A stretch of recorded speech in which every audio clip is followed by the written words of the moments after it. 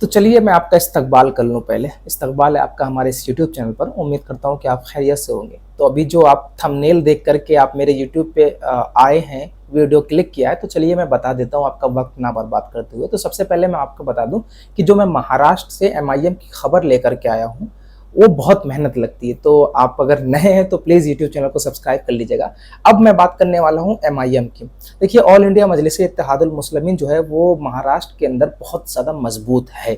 और मजबूत इस बात का सबूत यही है कि 2 विधायक ऑलरेडी वहाँ पर मौजूद हैं। 2014 में भी जीते थे, 2019 में भी जीते थे। हालांकि वो सीटें अलग अलग थी, वो एक अलग बात है, लेकिन लगातार 10 साल से वहाँ पर एमआईएम के विधायक मौजूद हैं।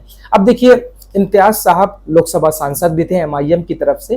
देखिए, इम्तियाज साहब को हराने के लिए उनके मिशन को, उनके विजन को, जो विजन है उनका, जो मिशन है, उसको नाकाम करने की कोशिश की जा रही है और मुस्लिम वोटों का ध्रुवीकरण करने की कोशिश की जा रही है।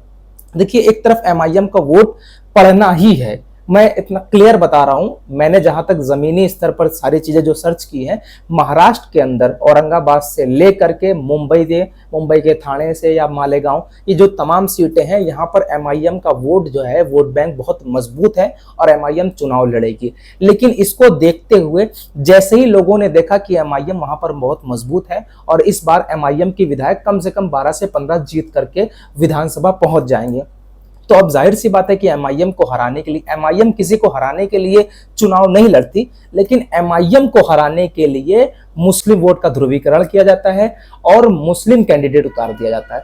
देखिए, एक तरफा मुसलमानों का वोट एमआईएम की तरफ जाता है, जाएगा भी इस बार, क्योंकि मालेगांव में एक तरफा गया था, धुले सीट थी विधानसभा महाराष्ट्र के अंदर, वहां पर भी एक तरफा गया था और अभी भी आने वाले टाइम पे जब विधानसभा चुनाव होंगे तो एक तरफा एमआईएम को वोट जाएगा। लेकिन अभी से ध्रुवीकरण की तैयारी अभी से बना ली गई है।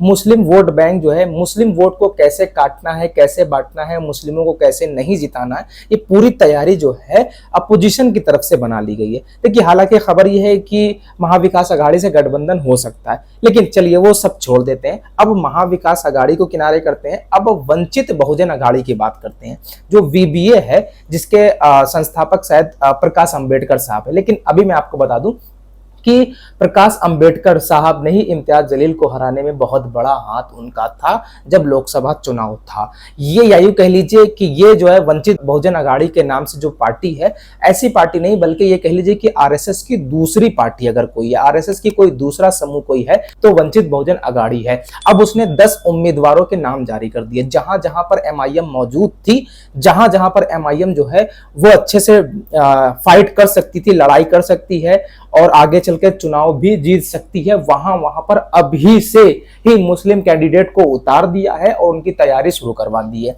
मतलब पूरी तरीके से तैयारी बन चुकी है कि किन किन सीटों पर आपको लड़ना है और किन किन सीटों से मुस्लिम वोट जो है वो काटना है और एमआईएम को कमजोर करना है। अब वो मैं आपको सीट बताऊंगा, पहली कौन सी सीट है, दूसरी कौन सी सीट है और कौन लोग है चुनाव लड़ रहे हैं, किसको उतारा गया है। देखिए, मैं आपसे पहले आगाह कर दूं कि प्रकाश अंबेडकर जैसे लोगों से आप जो है वो सावधान रहिएगा। ये यूं कह लीजिए कि ये एक तरह से संघी विचारधारा के लोग हैं, और अगर संघी विचारधारा के लोग ना होते तो शायद जो है हमारे साथ मिलकर के चुनाव लड़ते हैं। लेकिन हमारी पॉलिटिक्स जो है वो मजबूत ना हो, इसलिए इन्होंने मुस्लिम कैंडिडेट को उतार दिया है जिन जिन सीटों पर एमआईएम मजबूत थी। अब आगे बढ़ते हैं। अब वो कौन कौन सी सीट है वो मैं आपको बताता हूं। सबसे पहले आइए मैं आपको बता देता हूं कि वंचित बहुजन अघाड़ी ने उम्मीदवार जो उतारे हैं उनका नाम क्या है और वो किन किन सीटों से चुनाव लड़ेंगे। और ये भी देख लीजिएगा, मैंने इससे पहले भी एक वीडियो बनाई थी जिसमें बताया था मैंने कि एमआईएम कहां कहां मजबूत है और कहां कहां चुनाव जीत सकती है।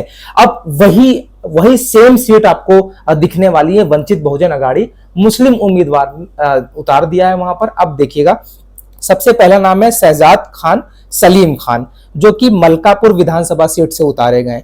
पहला नाम शहजाद खान सलीम खान। दूसरा उम्मीदवार है खतीब सैयद नतीकुद्दीन नाम है उनका, जो कि बाटापुर विधानसभा सीट से लड़ेंगे चुनाव। सैयद समी सैयद साहिबान, ये परनी विधानसभा चुनाव से लड़ेंगे। मोहम्मद जावेद जो है वो औरंगाबाद मिडल से चुनाव लड़ेंगे। परसों मैंने ये वीडियो डाली थी कि कहां कहां पर एमआईएम मजबूत है, और जहां जहां एमआईएम मजबूत है वहां पर मुस्लिम कैंडिडेट उतार दिए गए हैं, वंचित बहुजन अघाड़ी ने उतार दिए। आपने 4 नाम सुन लिए, चलिए 4 नाम आपको और बता दें। सैयद गुलाम नबी जो कि गंगापुर विधानसभा से चुनाव लड़ेंगे, अयाज गुलजार मौलवी जो कि कल्याण पश्चिम विधानसभा सीट से चुनाव लड़ेंगे, और मोहम्मद अफरोज मुल्ला हंडपसर विधानसभा सीट से चुनाव लड़ेंगे, इम्तियाज जाफर जो कि माड़ विधानसभा सीट से चुनाव लड़ेंगे। आपने 8 कैंडिडेट के नाम सुन लिए।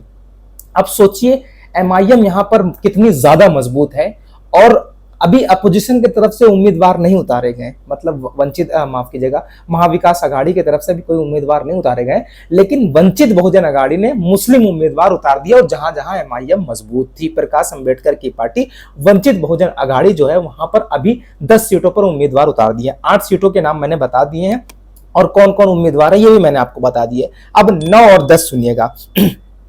आरिफ मोहम्मद अली जो कि सिरोट विधानसभा सीट से चुनाव लड़ेंगे, अलाउद्दीन हाथियात चांद काजी जो कि सांगली विधानसभा सीट से चुनाव लड़ेंगे। सोचिए मुसलमानों, आपकी पॉलिटिकल पार्टी मजबूत ना हो, आपके पॉलिटिकल कैंडिडेट जो है विधानसभा में जाकर के आपके मुद्दे ना उठाएं, आप पॉलिटिकल यतीम बन करके रह जाएं, आपकी लीडरशिप ना खड़ी हो, इसको तोड़ने के लिए, इसको ब्रेक करने के लिए, इसको कमजोर करने के लिए इसके खिलाफ जो है वो मुस्लिम उम्मीदवार उतार दिए गए और अभी से तैयारी बना दी गई। और मुझे समझ में नहीं आ रहा है कि ये लोग जो लोग 10 सीटों पर जो कैंडिडेट उतारे हैं, ये लोग वंचित बहुजन आघाड़ी पर हैं, बल्कि एमआईएम के साथ नहीं है। सोचिए जो आपको इख्तियार में लाने की बात कर रही हो एमआईएम, जो आपके वजूद की बात कर रही हो, जो आपके अच्छे मुस्तकबिल के लिए बात कर रही हो, जो मुसलमानों की शिक्षा पर जोर दे रही हो, जो मुसलमानों को आगे बढ़ाने की बात कर रही है, जो मुसलमानों को पॉलिटिकल मजबूत बनाने के लिए काम कर रही हो, जो मुसलमानों के लिए जो है रात दिन काम कर रही ताकि उनके बच्चों का अच्छा मुस्तकबिल हो, वो एजुकेशन में आगे हो, वो हर फील्ड में आगे हो, वो कंप्यूटर में आगे हो, वो साइंस में आगे हो, उनके मदरसे महफूज रहे, उनकी मस्जिदें महफूज रहे, मुसलमानों के मुद्दे विधानसभा में उठाए जा सके। लेकिन अफसोस इस बात का है कि मुस्लिम के खिलाफ मुस्लिम उम्मीदवार उतारना ये कहाँ का इंसाफ है। मुसलमानों आपसे बार बार गुजारिश है कि ये 10 सीटों पर जो उम्मीदवार वंचित बहुजन आघाड़ी ने उतारे हैं, अगर एमआईएम यहाँ पर चुनाव लड़ती तो उसको मजबूती दीजिएगा, क्योंकि आपका एक वोट आपके बेहतर मुस्तकबिल के लिए 5 साल तक के लिए काम करेगा। खैर, मेरे इस यूट्यूब चैनल को सब्सक्राइब कीजिएगा और वीडियो शेयर कीजिएगा।